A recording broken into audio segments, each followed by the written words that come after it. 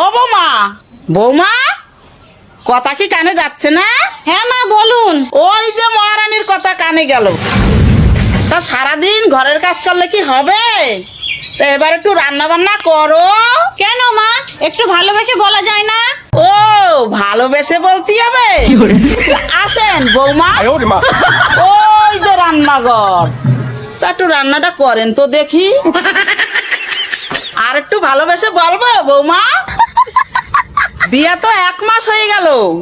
যাও আজকে তুমি রান্না করবে, তোমার হাতে রান্না খাবো। মা, আমার হাতে হাতে তো দেখিয়ে দেন না, আপনাদের রান্না বান্নার ধরন তো আমি জানি না। তাহলে কি বাবার বাড়ি থেকে গায়ে গতরে বড় হয়ে আসছো? একটা রান্না করতে পারো না? কেন মা? ও এক পরিবার থেকে আরেক পরিবারে এসছে, তুমি ওকে শিখিয়ে পড়িয়ে নেবা না মা?